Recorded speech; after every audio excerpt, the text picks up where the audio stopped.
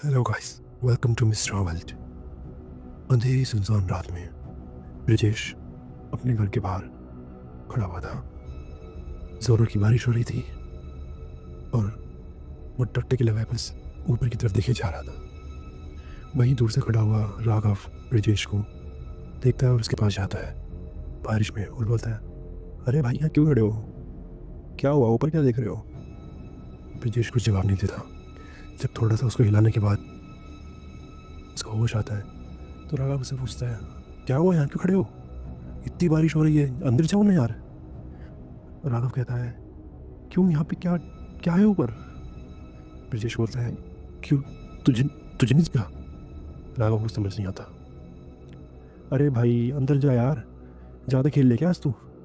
दोनों बहुत अच्छे दोस्त थे, दोनों साथ ही क्रिकेट खेला करते थे। ब्रिजेश कहता है, सच बता, तुझे कुछ नहीं दिख रहा? राघव बोलता है, नहीं यार, मुझे कुछ नहीं दिख रहा, घर तो खाली है।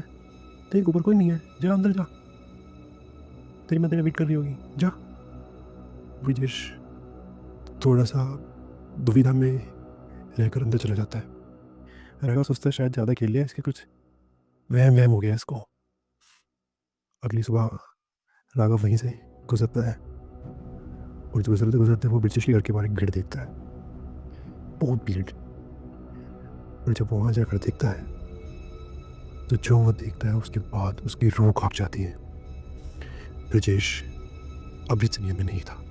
उसकी लाश आसान मौत नहीं मरी थी। उसका गर्दन उसके सारे शरीर से अलग था। ये सब देखने के बाद वो ब्रिटिश के माता पिता की तरफ देखता है, जो जोर जोर से रो रहे थे। चौधरी हवेली में ये पहली बार हुआ था कि ब्रिजेश चौधरी इतना डरा हुआ और ब्रिजेश चौधरी की मौत किसी ने उसकी हवेली में घुसकर कर दी। समझ नहीं आ रहा था क्या हो रहा है। पुलिस आती है, अपना काम करती है और सिर्फ इतना बोलती है कि पता नहीं लगा ये मर्डर है क्या है, किसी को कुछ समझ नहीं आता है। राघव सोच में, ये सब हुआ क्या? लेकिन तभी राघव एक चीज़ नोटिस करता है कि कल रात ब्रिजेश कुछ कह रहा था कि छत पे कोई है, तुझे नहीं दिख रहा, मुझे दिख रहा है। मतलब समझ नहीं आता उसके कुछ। तो राघव ब्रिजेश का एक अच्छा दोस्त था, इसलिए उसके घर में उसका आना जाना था। ब्रिजेश के जाने के बाद राघव उसके माता पिता को खाना देने के लिए आता था, उनकी सेवा के लिए भी आता था। तो उसने सोच लिया था कि मैं थोड़ा सा इस गुत्थी को सुलझाऊंगा कि हुआ क्या है, आखिर माजरा क्या है, उस रात सब क्या हो रहा था। तो एक दिन राघव छत पे जाता है जहाँ उस दिन ब्रिजेश देख रहा था, और छत पे जाने के बाद वो वहाँ पे कुछ ढूंढना शुरू कर देता है। वो ढूंढता है, उसे कुछ सबूत नहीं मिलते या उसे कुछ ऐसा नहीं मिलता जिससे वो पता लगा सके कि आगे ब्रिजेश के साथ हुआ क्या था। तो राघव मायूसी से वापस नीचे आता है और तो वो एक चीज़ देखता है कि वहाँ का जो नौकर है वो चुपके से उसको देख रहा था। राघव की नज़र पड़ती है, राघव उसको बोलता है, ओए रुक, इधर आ। लेकिन इतना बोलते वो नौकर मस्त भागना शुरू कर देता है। राघव उसको पकड़ने के लिए उसके पीछे भागता है। दोनों हवेली से भागते भागते बहुत दूर तक आ जाते हैं। हवेली के पास ही एक बगीचा था, अच्छा खासा बगीचा था। ठाकुर लोगों ही था, यानी ब्रिजेश के पिता मनमोहन ठाकुर। वहाँ पर आकर वो उस नौकर को पकड़ लेता है और 2-3 थप्पड़ मारने के बाद जब नौकर बोलता है और जो वो बोलता है उसको सुनने के बाद राघव तंग रह जाता है। नौकर बताना शुरू करता है, ब्रिजेश मालिक बहुत अच्छे थे, लेकिन पिछले कुछ दिनों से उनके साथ कुछ अजीब हो रहा था। वो रात को अलग ही चलना शुरू कर देते थे, रात को किसी से बचने की बातें करते थे। मालिक मालकिन इस चीज़ से बड़े परेशान थे, डॉक्टरों को दिखाया, कुछ समझ नहीं आ रहा था। वो परेशान रहते थे, कई बार तो अपने आप का सर दीवारों में मारते थे। और ये सब तब से हो रहा है जब से वो दिल्ली से वापस आए हैं। राघव कहता है, अच्छा, दिल्ली में कुछ हुआ था, कुछ बताया उसने? कहता नहीं, बस दिल्ली की एक लड़की थी, ब्रिजेश ठाकुर की बात उनसे चल रही थी, शादी कुछ दिनों में सगाई होने वाली थी, फिर शादी। राघव की बात सोचता है, अच्छा ठीक है, तुम जाओ यहाँ से, लेकिन तुमने मुझे सच बताया ना सब कुछ। सोच लो अगर तुमने कुछ भी छुपाया होगा तो मैं तुम्हें नहीं छोड़ूंगा। नौकर बोलता है, जी मालिक, मैंने सबको सच बताया है। मैं आपको इसलिए छुपके दिख रहा था कि क्या पता आपको कुछ पता लग जाए कि उनकी मौत कैसे हुई, क्या वजह थी, किसी को नहीं बताना। तो ये सब सुनने के बाद राघव थोड़ा टेंशन में आ जाता है। अब इन सबसे सवालों का जवाब सिर्फ दो इंसान दे सकते थे, ब्रिटिश की माता पिता। राघव ब्रिटिश के माता पिता के पास जाता है और बात करता है कि ठाकुर ठाकुर जी, ब्रिटिश मेरा एक अच्छा दोस्त था, मैं भी उसका अच्छा दोस्त हूँ। मैं जानना चाहता हूँ कि ब्रिटिश के साथ हो क्या रहा था।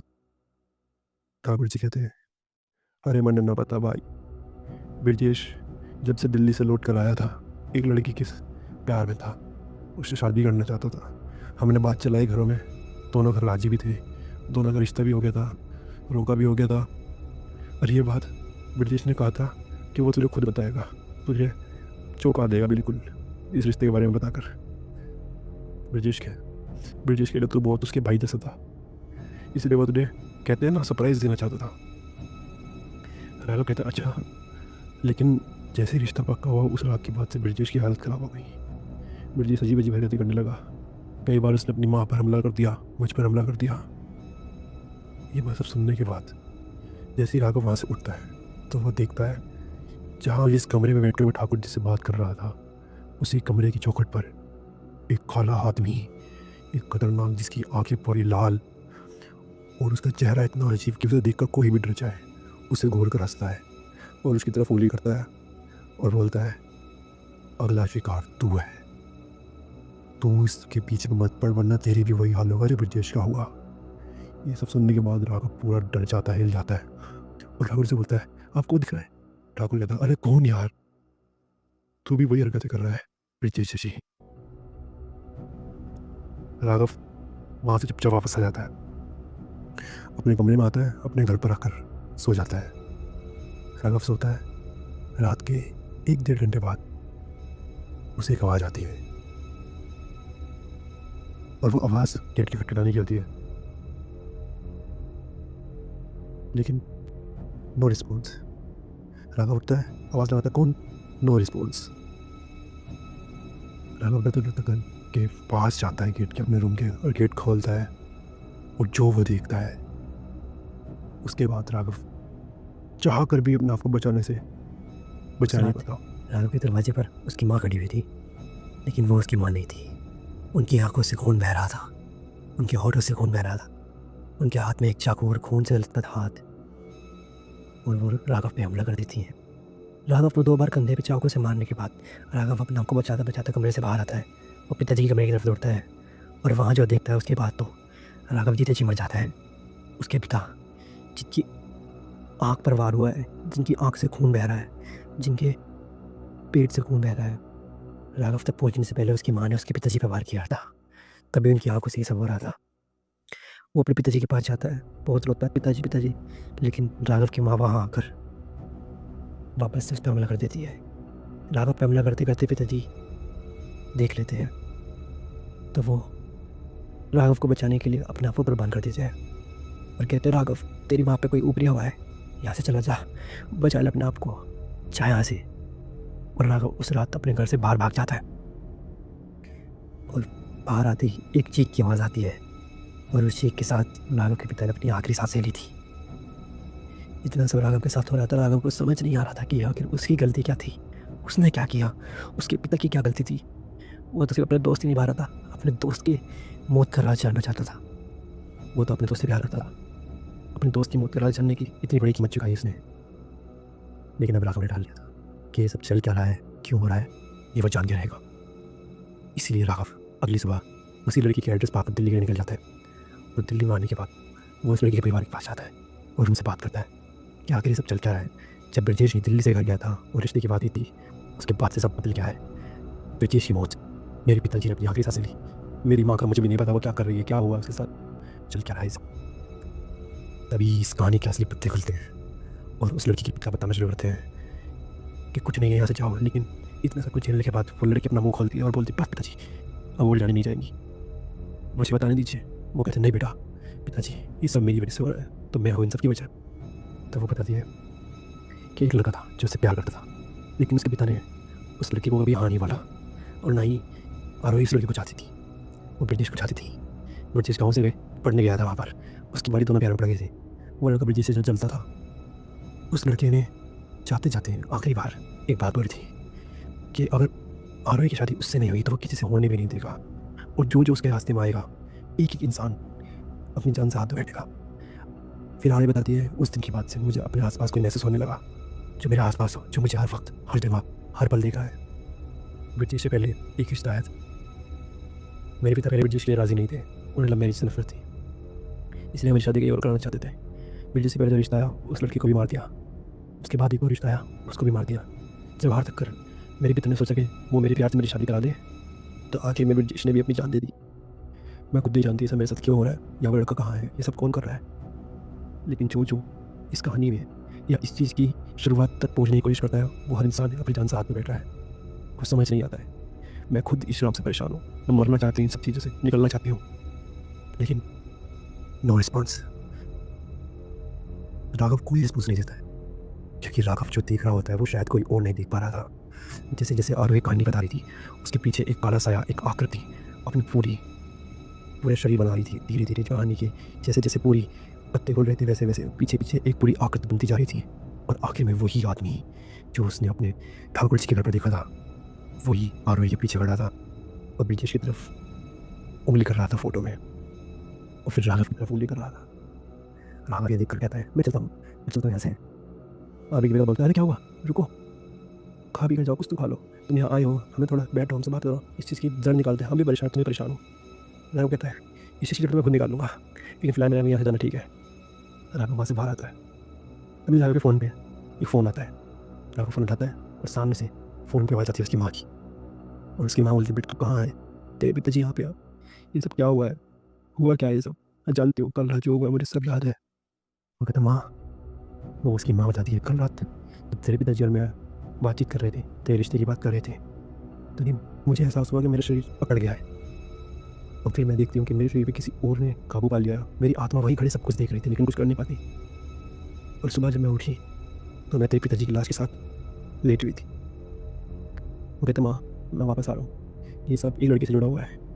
मैं कहती, बेटा रुक, मैं तुझे बताती हूँ, मेरे जानने में तो दिल्ली में है ना। कहते, हाँ, कि वहीं तेरे मम्मा ने, अपने मामा के पास जा, उन्हें सारी बात बता, वो तेरी मदद करेंगे। ये बात सुनने के बाद राघव अपने मामा के पास आता है, उन्हें सारी बात बताता है कि उनके साथ क्या क्या हो रहा है और उस लड़की के साथ क्या क्या हुआ, उसकी वजह से क्या क्या हो चुका है अब तक, सब कुछ। ये सब जानने के बाद उसके मामा राघव को अपने साथ एक जगह लेकर जाते हैं। वहाँ पर बहुत सारे धागे बंधे हुए होते हैं। राघव जब देखता है और सामने देखता है स्वयं बजरंगबली महाराज विराजमान थे, और उनके सब पास ही एक साधु बैठे हुए थे। जैसे वो उनके पास जाते हैं तो वो देखते हैं साधु के पीछे एक बहुत बड़ी विष्णु भगवान की मूर्ति। मंदिर बहुत अच्छा था, कोई भी वहाँ जाए तो अपना मन छोड़कर आ जाए, इस तरह बना हुआ था। और मामा और राघव सारी बातें साधु को बताते हैं, तो साधु कहता है, मुझे आरोही के पास ले चलो। ना उसी रात ना टाइम देखा ना कुछ, वो लोग आरोही के पास जाने के निकल गए अपनी गाड़ी में। आरोही के घर पहुँचते ही उन लोगों ने आरोही को बुलाया और बोला, आरोही साधु जी के पास चलो। आरोही की पूरी फैमिली वहाँ पर इकट्ठी हो गई। आरोही साधु के पास बैठी हुई थी। साधु ने कुछ मंत्र पढ़े और अपना हाथ जैसे ही आरोही के सर पर रखा, आरोही की आंखें सफ़ेद हो गई। आरोही धीरे धीरे हवा में उड़ने लगी, और तभी आरोही चिल्लाना शुरू कर देती है कि जिसने मुझे नहीं छोड़ा मैं उसे नहीं छोड़ूंगी, जिसने मुझे नहीं छोड़ा मैं उसे नहीं छोड़ूंगा, जिसने मुझे छोड़ी मैं उसे नहीं छोड़ी। अलग अलग भाषा में गाना शुरू कर दी, अलग अलग तरीके से बोलना शुरू कर देती हैं। साधु कहता है, इसके ऊपर काला जादू है, और ये काला जादू कोई आम जादू नहीं है, इसे किसी ने अपनी आत्मा से बांध दिया है। वो शख्स जिस पर काला जादू कर रहा है वो अपनी प्रेत आत्मा में योनि में आता है और इसके ऊपर सवार हो जाता है। इसके आसपास आने वाली हर चीज़ को इससे दूर कर देता है। कोई भी लड़का से करीब आता है तो उसे दूर कर देता है। वो लड़का ना जीवित है ना मृत है, वो अपना प्रेत इस पर छोड़ता है, रात को वो इस पर क्रिया करता है। इसे बचाने का एक ही तरीका है, वो बोलते हैं क्या, आरोही की शादी करनी पड़ेगी। उस प्रेत के होते होती आरोही की शादी किसी से करनी पड़ी। वो कहते हैं कि शादी करेगा कौन? तभी आगे बोलते हैं, मैं करने को तैयार हूँ। मैं सब कुछ जानना चाहता हूँ आखिर सब चल क्या रहा है। मैं बचाऊँगा, ना मैं अपने पिता को बचा पाया ना मैं अपने दोस्त को बचा पाया, लेकिन मैं आरोही को तो बचा सकता हूँ। फिर साधु जी बोलते हैं, ठीक है अभी चलो मंदिर में। वहीं पर वो लोग अपनी गाड़ी में बैठते हैं और मंदिर जाने शुरू कर देते हैं। लेकिन जो रास्ते में होने वाला था वो बहुत खतरनाक था, और ये पूरे पोजीशन में थी उसे कंट्रोल किया हुआ था भभूत ने, जो साधु महाराज ने दी थी। जिस गाड़ी में आरोही बैठी हुई थी इस गाड़ी में तो तांडव मचा हुआ था। आरोही वक्त बार बार लोगों पर हमला कर रही थी। वो भभूत उसे रोक तो पा रही थी लेकिन पूरी तरह नहीं। आरोही ने अपने पिता को घायल कर दिया था, उन्हें नोच कर उन्हें मार कर, लेकिन उसके पिता ने हिम्मत नहीं हारी। आरही चिल्लाने लगी, चीखने लगी और उसने सबसे बड़ा कदम तब उठाया जब उसने गाड़ी चलाने वाले ड्राइवर को गर्दन पकड़ कर मार दिया, जिससे गाड़ी आउट ऑफ बैलेंस हो जाती है और गाड़ी जाकर एक पेड़ से टकरा जाती है। राघव दूसरी गाड़ी में था। ये सब देखकर साधु महाराज बोलते हैं मैं उस गाड़ी में जाऊँगा, मैं उसमें जाऊँगा। लेकिन राघव उनकी सुरक्षा की चिंता करते हुए बोलता है उस गाड़ी को मैं चला लूँगा, आप मामा के साथ आइए। राघव उस गाड़ी में जाता है और इस सब के बीच एक बेचारे मासूम की ओर जान चली जाती है। वो बेचारा ड्राइवर, उसकी क्या गलती थी? लेकिन जैसे तैसे वो लोग वहाँ पहुँचते हैं। आरोही बीच में रास्ते में राघव फॉर्मूला रखती है। जब उसे खींच के मंदिर में ले जाया जा रहा होता है तो आरोही पूरी जान लगाकर पीछे जाती है। 7-8 लोग मिलकर भी आरोही को खींच नहीं पाते और आरोही उन्हें किसी भी तरह से चकमा देकर वहाँ से भाग जाती है। मंदिर के पास उसी मंदिर के पास एक जंगल था जहाँ आरही छुप जाती है, लेकिन साधु महाराज अपनी वपूट को हवा में फैला देते हैं। इस तरह फैलाते हैं कि आरोही कमज़ोर पड़ जाती है और वो प्रेत उसका शरीर छोड़ देता है और आरोही के शरीर के साथ उसे मंदिर में लाया जाता है, जहाँ पर राघव के साथ उसकी शादी कराई जानी शुरुआत हो जाती है। दोनों की शादी होनी शुरू हो जाती है और वो प्रेत मंदिर के बाहर खड़ा हुआ सब कुछ देखता है। वहाँ उन दोनों की शादी होती है, मंत्र पढ़े जाते हैं और वो प्रेत मंदिर के अंदर आ नहीं सकता। वो प्रेत बाहर से खड़ा खड़ा सब देखता है, लेकिन तभी वो प्रेत सबसे घिनौनी और गंदी चाल चलता है। तभी राघव को एक आवाज़ आती है और वो आवाज़ होती है राघव की छोटी बहन, राघव की छोटी बहन की, जिसका नाम रोशनी था। और वो दिखती है भैया, और राघव जैसे से देखता है अपनी बहन की हालत देखकर राघव पागल हो जाता है। उसकी बहन उसे दिखती है पूरी चोट से लथपथ, खून से लथपथ, पूरी अजीब हालत में। जी हाँ, वो प्रेत राघव के साथ खेल रहा था। ये सब सच्चाई नहीं थी, ये सब भ्रम था। साधु से बोलते ये सब तुम्हें बहकाने के लिए है, वो तुम्हारी बहन नहीं है, तुम्हारी बहन नहीं हो सकती है, उसमें इतनी ताकत है ही नहीं कि वो तुम्हारी बहन पर काबू पा सके या वो तुम्हारी बहन को यहाँ ला सके। वो भ्रम है तुम्हारा। लेकिन राघव साधु की बातें मानकर अपनी शादी को शुरू रखता है और आखिर में जाकर जैसे ही उन दोनों की शादी कंप्लीट होने वाली होती है, वो प्रेत राघव को बोलता है कि अगर आज शादी हो गई तो एक बात याद रखना राघव, जिंदगी में जब कभी मुझे मौका मिलेगा मैं तेरी जान ले लूँगा। ये बात सुनने के बाद राघव के मन में डर बैठ जाता है। लेकिन जैसे ही राघव आरोही की मांग में अंदर बढ़ता है, वो प्रेत गायब हो जाता है। सब शांत रहता है, सब कुछ ठीक हो जाता है। आज राघव और आरोही की शादी को 5 साल हो चुके हैं। दोनों अपनी जिंदगी जी रहे हैं उसी गांव में, उसी घर में जहां राघव के माँ बाप मरे थे। आज दोनों अपनी गृहस्थ जीवन में खुश हैं, सुखी हैं। लेकिन आज भी राघव को मन में वो डर है कि अगर जिंदगी में कभी फिर से उस प्रेत से सामना पड़ा तो इस बार वो राघव को लेकर जाएगा। क्या लगता है आपको, क्या वो प्रेत फिर से राघव और आरोही की जिंदगी में आएगा, उन्हें परेशान करेगा? कमेंट में बताइए। बस आज की कहानी में इतना ही। ऐसे ही और रोमांचक और खौफनाक कहानी सुनने के लिए हमारे चैनल मिस्टर हॉरर को सब्सक्राइब कीजिए, वीडियो को लाइक कीजिए और जितना हो सके उतने वीडियोज़ को शेयर कीजिए। मैं आपका दोस्त मिस्टर आपसे विदा लेता हूँ। Bye bye, see you, Tata.